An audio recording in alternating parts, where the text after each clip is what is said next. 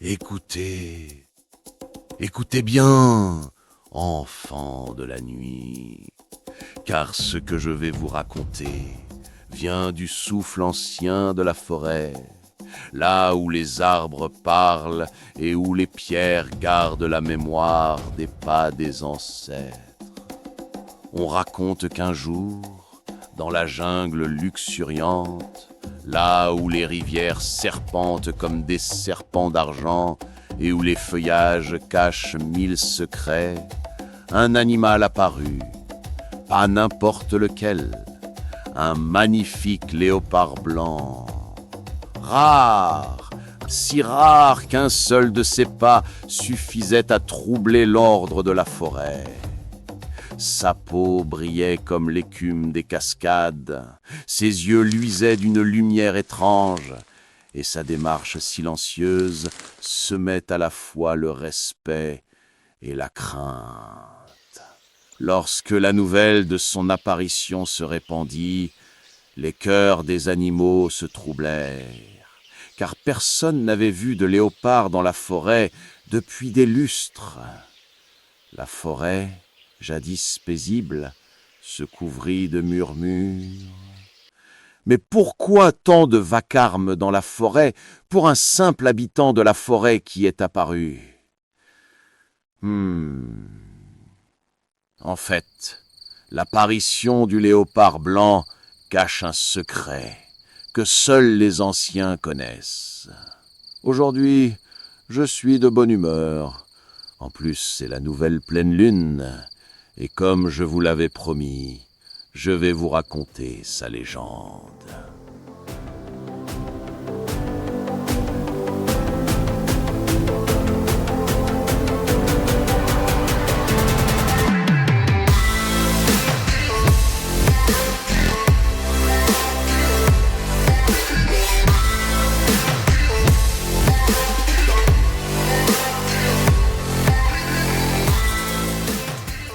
On raconte qu'au premier jour du monde, quand les arbres n'avaient encore appris à vieillir, la forêt ne connaissait ni peur, ni fuite, ni cris nocturnes.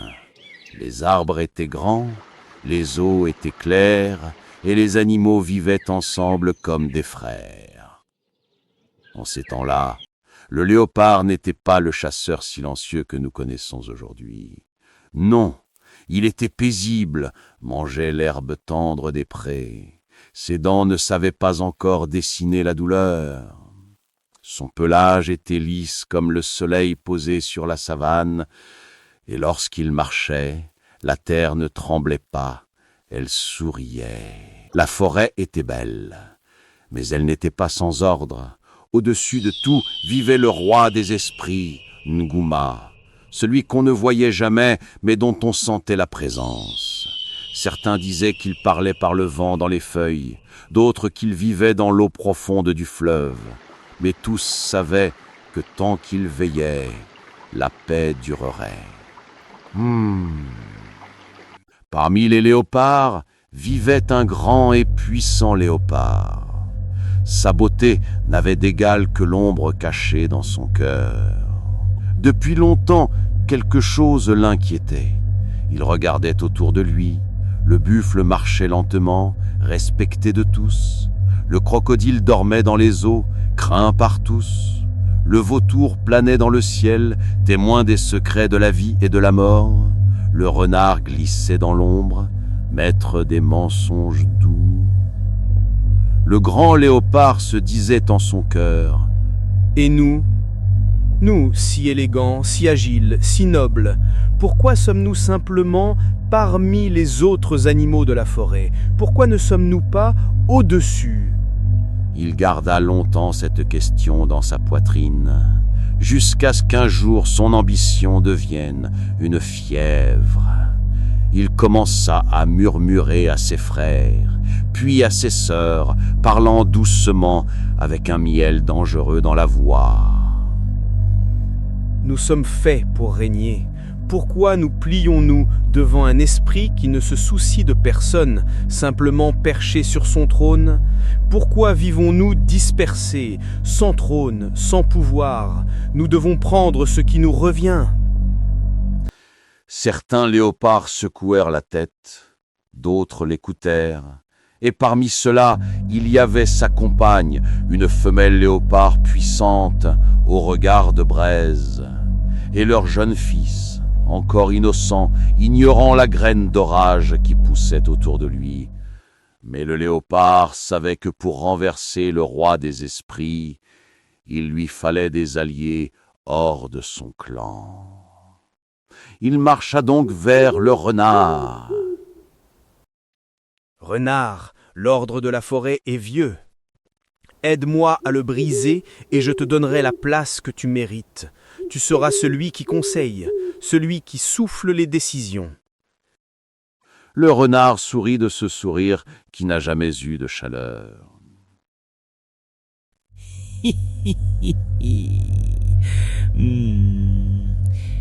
Je suis avec toi, très cher ami. Je suis avec toi.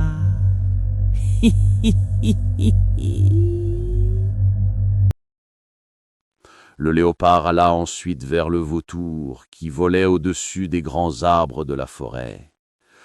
Le vautour lui répondit. Si tu défies Ngoma, tu défies le ciel lui-même. Mais si tu me promets que les morts auront toujours leur place dans ton royaume, alors je volerai pour toi. Oh. Le vautour accepta à son tour. Puis il alla au bord du grand fleuve où sommeillait le crocodile, ancien, silencieux, terrible lorsqu'il s'éveille. « Grand ancien des eaux, toi qui vois la vie se refléter dans l'eau avant même qu'elle n'arrive, pourquoi restes-tu à attendre sous la surface? Pourquoi ne régnerais-tu pas avec nous ?» Le crocodile ouvrit ses yeux froids qui avaient déjà vu tant de civilisations naître et s'effondrer. « Oh, je ne veux pas régner. Mais, comme tu le sais, je suis très curieux et j'adore les histoires. Je serai là pour voir de mes propres yeux tes exploits et les conter aux générations futures. C'est tout ce qui m'intéresse. » Enfin, le léopard se tourna vers le buffle, énorme et bon, dont le cœur était aussi large que son corps. « Frère buffle, le monde change. Le roi des esprits s'éloigne, il ne nous entend plus. Aide-nous à construire un nouveau royaume, un monde où personne ne sera oublié. » Le buffle, trompé par la douceur des mots, accepta, non sans quelque réticence. Alors, une nuit où la lune était sombre comme une pierre d'ébène, les conspirateurs se réunirent. Le plan était simple. Couper les branches de l'arbre sacré, trône du roi des esprits, là où reposait le souffle de Nguma, puis proclamer un nouveau règne.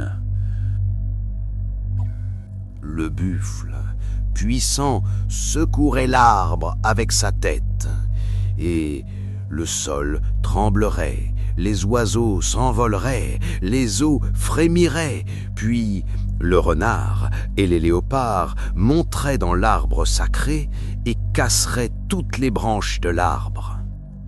Le vautour, lui, surveillerait l'esprit. Et enfin, le crocodile observerait, silencieux, depuis l'ombre du fleuve. Le plan était infaillible.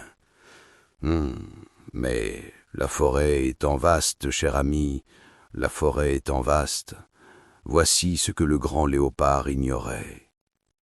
La vérité n'est jamais totalement cachée, même à ceux qu'on ne regarde jamais. Une petite souris, minuscule, invisible, avait tout entendu. Les puissants ne la voyaient pas, les fiers l'ignoraient, mais la souris, elle, voyait tout, elle entendait tout et comprenait tout, et surtout, Elle savait qu'en parler. Elle courut jusqu'au fromager sacré et murmura à l'oreille du hibou. Elle parla pour sauver l'harmonie. Elle parla pour éviter la déchirure. Elle parla pour tous. Et la voix du roi des esprits descendit alors et se fit entendre lorsque le hibou l'informa. Elle ne trembla pas, elle n'était pas colère, mais elle était remplie de déception. Vous vouliez le pouvoir, vous l'aurez. Vous vouliez dominer, vous dominerez. Mais vous dominerez la solitude, car le pouvoir sans sagesse n'apporte que la faim. Alors, les léopards sentirent leur corps changer, leur pelage devint taché de noir, comme marqué du souvenir des ombres de la trahison. Ils furent tous pris de folie et se jetèrent dans le ravin près de la montagne sacrée, et sont désormais des habitants du monde souterrain, étant condamnés à ne jamais revenir en surface. Ngoma dit Vous n'appartiendrez plus à aucun troupeau. Vous vivrez maintenant dans le monde souterrain. Et vous ne trouverez plus votre nourriture facilement en mangeant des herbes.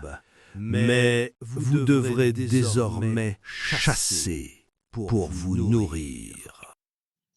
Le buffle pleura, mais ses larmes étaient trop tardives. Il fut alors condamné à devenir la proie des animaux dangereux. Le renard disparut dans l'ombre, comme disparaissent toujours ceux qui servent leur propre ventre.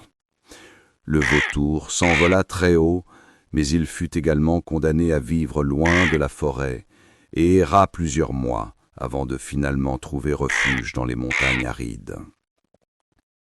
Le crocodile, lui, retourna dans l'eau, avec la patience éternelle de ceux qui savent. Il lève la tête hors de l'eau quelquefois pour voir s'il y a une histoire intéressante qui se passe dans la forêt et qui mérite d'être contée.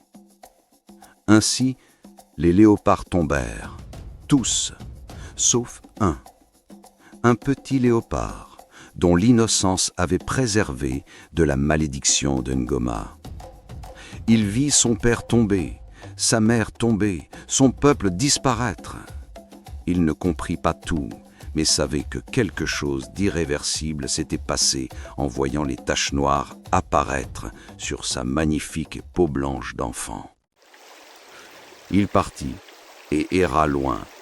Il grandit dans le silence, et avec le temps, il revint dans la forêt. Mais il ne revenait pas comme un fils, il revenait comme un souvenir vivant. Il marchait seul, il ne cherchait ni ami ni ennemi. Lorsqu'il chasse, ce n'est pas seulement la viande qu'il cherche, c'est la mémoire du monde d'avant, la mémoire d'une faute qui ne fut pas la sienne, la mémoire du prix des rêves trop grands. Et c'est pourquoi encore aujourd'hui, le léopard marche seul. Il parle peu, il ne pardonne pas.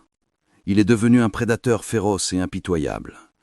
On dit que si tu croises ses yeux, tu verras un orage silencieux, non pas de haine, mais de douleur. Car parfois, ce qui rend féroce, ce n'est pas la colère, c'est la nostalgie de ce qu'on ne pourra jamais retrouver. Allez, rentrez chez vous, enfants de la forêt.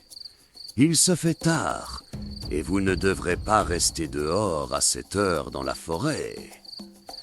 Revenez une prochaine fois, et je vous dirai pourquoi la chauve-souris...